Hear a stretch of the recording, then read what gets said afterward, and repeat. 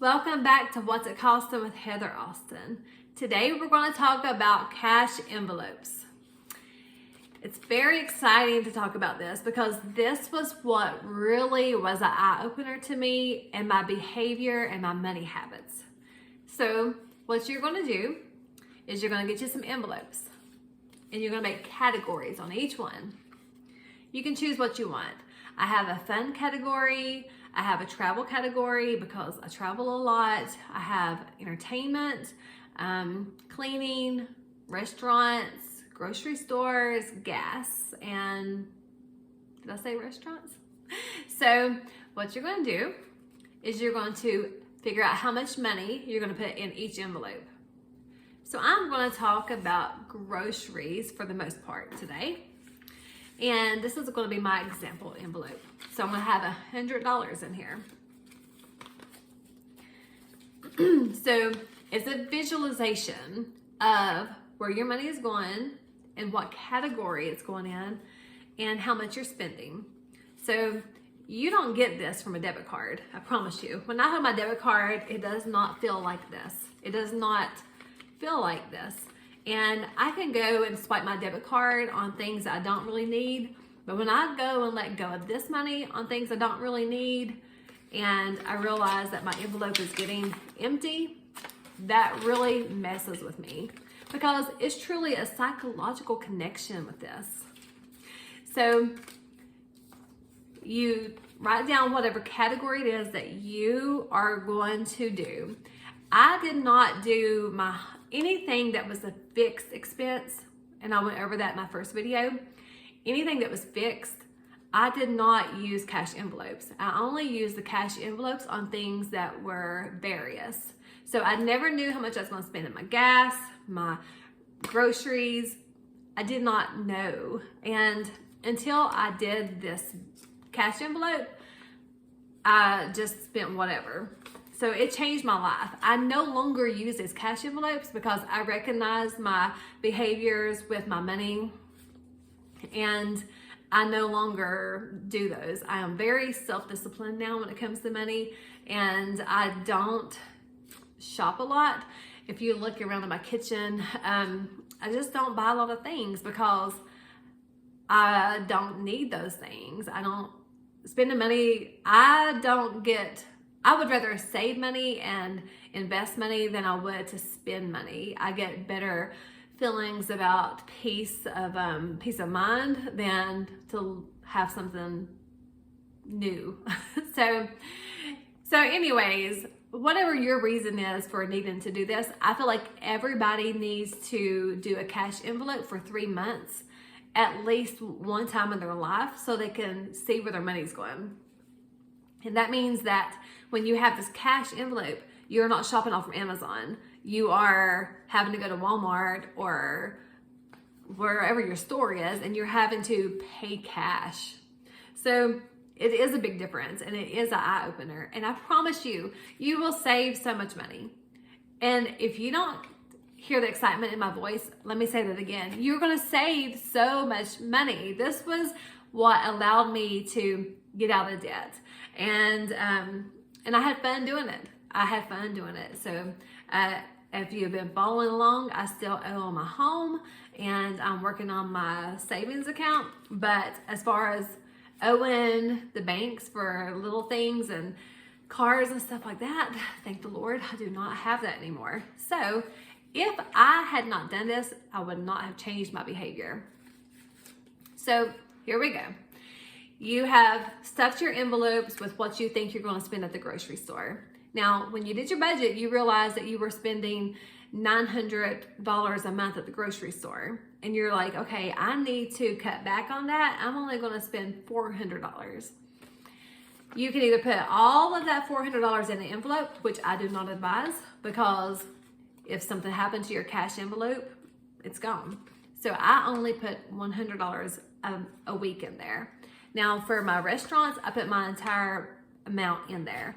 My fun money and everything else I did put my entire amount. Whatever it was, if you chose you were going to spend $200 for eating out, put it in the envelope. You just do what you want to do, however you want to do it. But for me, I put $100 a week in my grocery envelope. So every Monday I had $100 and I would go to the store. When I first started, it was the hardest thing I ever did. It was so hard. I was just going, always shopping and just getting what I wanted. I mean, chips and junk and just whatever I wanted was in my buggy. So I would get up to the register. In my head, I'm going through there thinking, okay, how much is this? How much is this? How much is this? And I would get to the register and it would be more. I would always let my things go through first that I needed and save the things I didn't really need to the last in case I went over. So when your $100 is gone, you're done for that week. You cannot take from your other envelopes. Do not take from your other envelopes. You're going to stick to that budget that you set. Is it hard? It is hard. Can you do it? You can. And you get better at it. So the very first week, I learned some hard lessons. Second week, I still did not understand what I was doing. The third week, it got easier.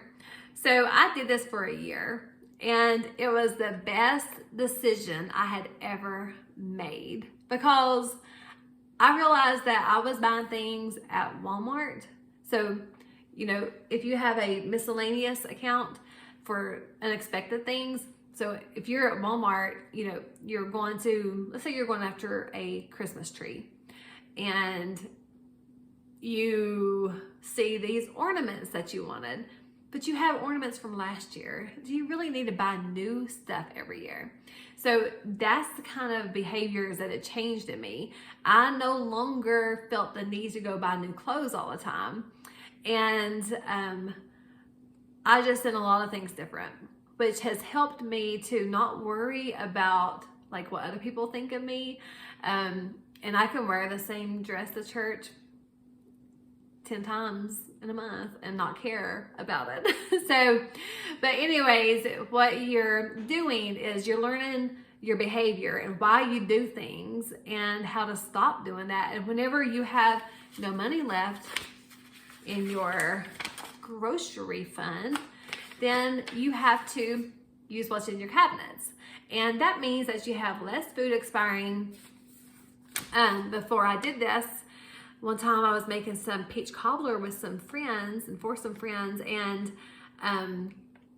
my Bisquick was like, I think 10 years old. So be careful of those people who just keep shopping and keep supplying stuff in their cabinets because it's most likely going to be old. So anyways, you want to put your money in here, stick to it. And the other thing I want to say is that, you know, back in the old days, whenever people actually did a written budget and used cash envelopes and they didn't spend more than they had in that envelope, that was, that when I do this, I just have this really motivated, I don't know what happens, but anyways, it's beneficial. So make sure that you do write your budget down until you get the hang of it. And then you can use the app, and I use the app.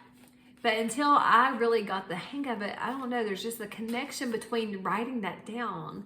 And I suggest that everyone do that. And the cash envelopes, it's just so many benefits to the old school way because we are in a generation where our parents got everything on credit and they're paying payments and they're going to be 74 before they get their homes paid off. We're following right along in their footsteps. And it's not healthy. It's not healthy for us in our mental health or anything else in our relationships. It's not healthy. And the behaviors that we have picked up along the way and the habits with our money, it's not healthy. You're making a lot of bad choices. And one other thing is, you know, I was surprised at how many people told me that they have overdrafts in their bank account. And this is going to stop you from doing that because you're going to have your fixed expenses and then your various. If you don't have money in here in this envelope, when you're out, you're out. You're not going to owe anybody anything except for you're going to be a little hurt, and you're going to figure out how to do it another way, or that you can wait until next week. So let's say that you run out of restaurant money.